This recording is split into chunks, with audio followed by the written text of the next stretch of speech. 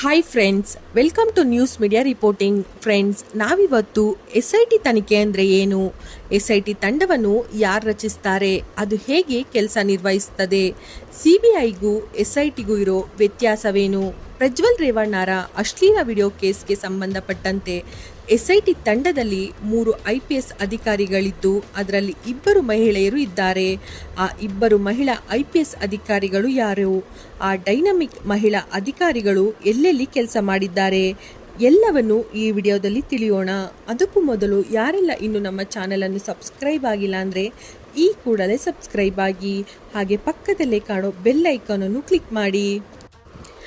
SIT ತನಿಖೆ ಅಂದರೆ ಏನು, ಅದನ್ನು ಯಾರು ನೇಮಕ ಮಾಡ್ತಾರೆ? SIT ಫುಲ್ ಫಾರ್ಮ್ ಬಂದು ಸ್ಪೆಷಲ್ ಇನ್ವೆಸ್ಟಿಗೇಷನ್ ಟೀಮ್ ಅಂತ, ಅಂದರೆ ವಿಶೇಷ ತನಿಖಾ ತಂಡ ಅಂತ. ಇದು ಸಾಮಾನ್ಯವಾಗಿ ಕಾಂಪ್ಲಿಕೇಟೆಡ್ ಕೇಸ್, ಹೈ ಪ್ರೊಫೈಲ್ ಅಪರಾಧಗಳ ಕೇಸ್ ಹಾಗೂ ಕಷ್ಟಕರವಾದ ವಿಷಯಗಳ ಬಗ್ಗೆ ವಿವರವಾಗಿ, ಮುಕ್ತ ಹಾಗೂ ನಿಷ್ಪಕ್ಷಪಾತವಾಗಿ ವಿಚಾರಣೆಯನ್ನು ಕೈಗೊಳ್ಳುವುದೇ ಈ SITಯ ಮುಖ್ಯ ಉದ್ದೇಶವಾಗಿರ್ತದೆ. ಈ SITಯನ್ನು ಸ್ಥಳೀಯ ಸರ್ಕಾರ ಅಥವಾ ಸರ್ವೋಚ್ಚ ನ್ಯಾಯಾಲಯ ನೇಮಿಸುತ್ತದೆ.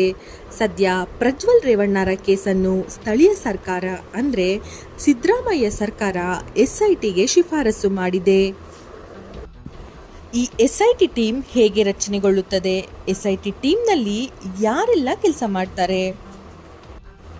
ಒಟ್ಟಾರೆಯಾಗಿ ನೋಡೋದಾದರೆ SIT 4 ಟೀಮ್ಗಳಾಗಿ ಕೆಲಸ ಮಾಡ್ತದೆ. ಮೊದಲನೇ ಟೀಮ್ ಬಂದು ತನಿಖಾಧಿಕಾರಿಗಳ ಟೀಮ್ ಅಂತ, ಅಂದರೆ ಇನ್ವೆಸ್ಟಿಗೇಷನ್ ಟೀಮ್.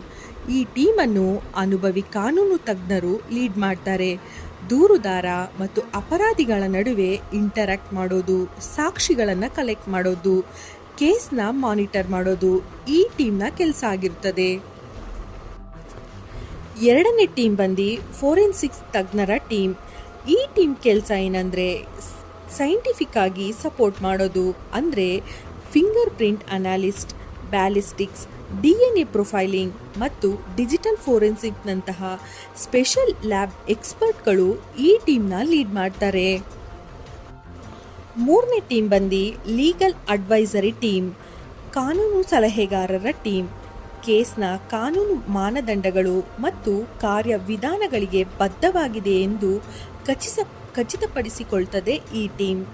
ಈ ಟೀಮ್ನಲ್ಲಿ ಪ್ರಾಸಿಕ್ಯೂಟರ್ಗಳು ಅಥವಾ ಲಾಯರ್, ಲೀಗಲ್ ಪ್ರೊಫೆಷನಲಿಸ್ಟ್ ಈ ಟೀಮ್ನ ಲೀಡ್ ಮಾಡ್ತಾರೆ. ನಾಲ್ಕನೇ ಟೀಮ್ ಬಂದು ಬೆಂಬಲ ಸಿಬ್ಬಂದಿ ಟೀಮ್. ಈ ಟೀಮ್ ಡಾಕ್ಯುಮೆಂಟ್ಸ್ಗಳನ್ನು, ಲಾಜಿಸ್ಟಿಕ್ಗಳನ್ನು ಕೋಆರ್ಡಿನೇಷನ್ ಆಗಿ ಮೇಂಟೈನ್ ಮಾಡುತ್ತೆ. ಈ ಟೀಮನ್ನು ಅಡ್ಮಿನಿಸ್ಟ್ರೇಷನ್ ಸಪೋರ್ಟಿಂಗ್ ಸ್ಟಾಫ್ ಲೀಡ್ ಮಾಡ್ತಾರೆ.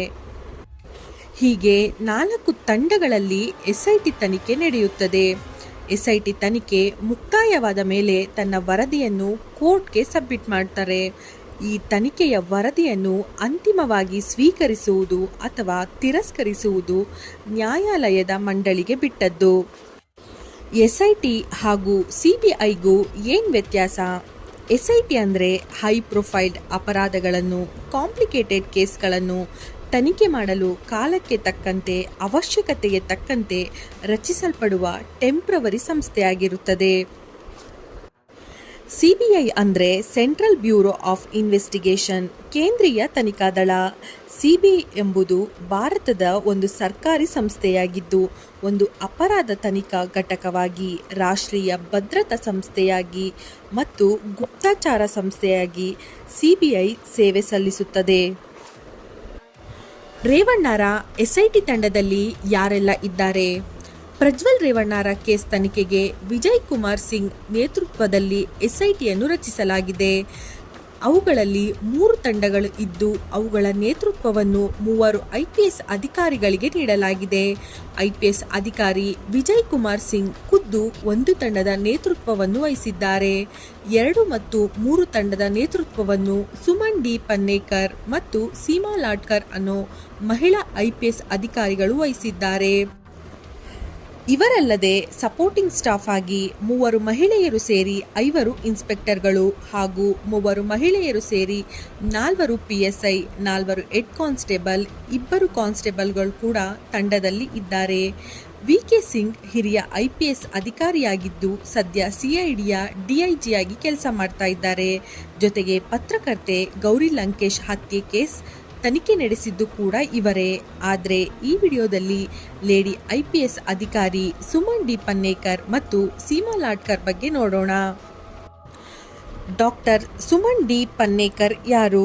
2013ನೇ ಬ್ಯಾಚ್ನ ಕರ್ನಾಟಕ ಕೇಡರ್ ಅಧಿಕಾರಿಯಾಗಿರೋ ಇವರು ಡೈನಮಿಕ್ ಅಧಿಕಾರಿ ಅಂತಾನೆ ಹೆಸರು ಮಾಡಿದ್ದಾರೆ.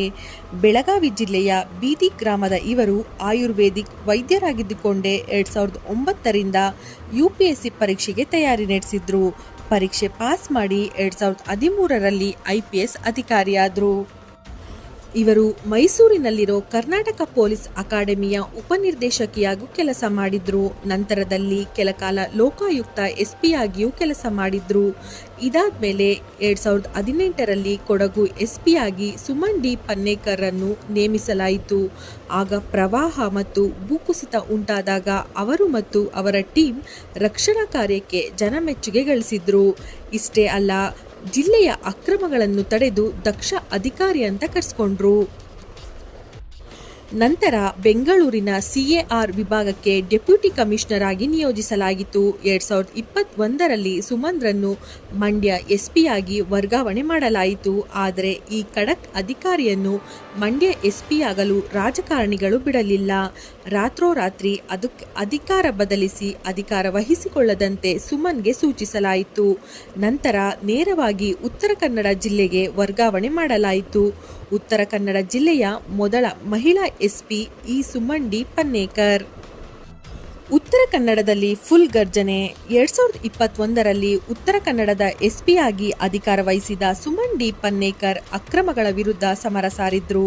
ಮಟ್ಕಾ ದಂಧೆ, ಅಕ್ರಮ ಸರಾಯಿ ಮಾರಾಟ, ಮಾದಕ ವಸ್ತುಗಳ ಜಾಲವನ್ನು ಬಗ್ಗುಬಡಿದ್ರು.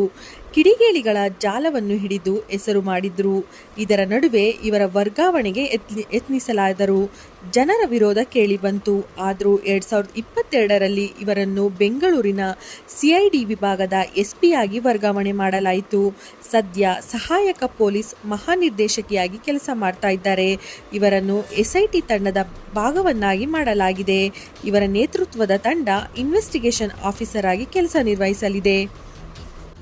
ಸೀಮಾ ಲಾಟ್ಕರ್ SITಯಲ್ಲಿ ಇರೋ ಮತ್ತೊಬ್ಬ ಮಹಿಳಾ IPS ಅಧಿಕಾರಿ ಸೀಮಾ ಲಾಟ್ಕರ್. ಇವರು ಜವಾಹರ್ ನವೋದಯ ವಿದ್ಯಾನಿಲಯದ ವಿದ್ಯಾರ್ಥಿನಿ. UPSC ಪಾಸ್ ಮಾಡಿದ ಇವರು 2001ನೇ ಬ್ಯಾಚ್ನ IPS ಅಧಿಕಾರಿ. ಮೊದಲು ಇವರು ಬೆಳಗಾವಿಯಲ್ಲಿ DCP ಆಗಿ 3 ವರ್ಷ ಕೆಲಸ ಮಾಡಿದ್ರು. ದೊಡ್ಡ ಮಟ್ಟದಲ್ಲಿ ಹೆಸರು ಕೂಡ ಮಾಡಿದ್ರು. ಇದಾದ್ಮೇಲೆ ಲೋಕಾಯುಕ್ತ SP ಆಗಿ ವರ್ಗಾವಣೆ ಮಾಡಲಾಯಿತು. ನಂತರ ಸಹಾಯಕ ಪೊಲೀಸ್ ಮಹಾನಿರೀಕ್ಷಕಿಯಾಗಿ ಕೆಲಸ ಮಾಡಿದ್ರು. ಜೊತೆಗೆ ಉಗ್ರ ನಿಗ್ರಹ ದಳ, ಬೆಂಗಳೂರು CIDಯಲ್ಲೂ ಇವರು ಕೆಲಸ ಮಾಡಿದ್ದಾರೆ. 2022ರ ಕೊನೆಯಲ್ಲಿ ಇವರನ್ನು ಮೈಸೂರು SP ಆಗಿ ವರ್ಗಾವಣೆ ಮಾಡಲಾಯಿತು. ಇದರ ಬೆನ್ನಲ್ಲೇ ಮೈಸೂರಿನಲ್ಲಿ ಹಲವಾರು ಕಟ್ಟುನಿಟ್ಟಿನ ಕ್ರಮಗಳನ್ನು ಜಾರಿಗೆ ತಂದ್ರು. ಇತ್ತೀಚೆಗೆ ಯಾವುದೇ ದಂಗೆ, ಗಲಾಟೆಗೆ ಪ್ರಮುಖ ಕಾರಣ ಸೋಷಿಯಲ್ ಮೀಡಿಯಾ ಆಗಿರುತ್ತೆ. ಹೀಗಾಗಿ ಸೀಮಾ ಲಾಟ್ಕರ್ ಸೋಷಿಯಲ್ ಮೀಡಿಯಾ ಮೇಲೆ ಕಣ್ಣು ಇಡಲು ಮೈಸೂರಿನಲ್ಲಿ ಪ್ರತ್ಯೇಕ ವಿಭಾಗವನ್ನೇ ತೆರೆದಿದ್ದಾರೆ. ಎಕ್ಸ್ಪರ್ಟ್ಗಳ ತಂಡ ಇಟ್ಟು ಸೋಷಿಯಲ್ ಮೀಡಿಯಾ ಮಾನಿಟರ್ ಮಾಡ್ತಾ ಇದ್ದಾರೆ. ಇದೀಗ ಇವರನ್ನು ಪ್ರಜ್ವಲ್ ರೇವಣ್ಣರ SIT ತಂಡದಲ್ಲಿ ಸೇರಿಸಲಾಗಿದೆ.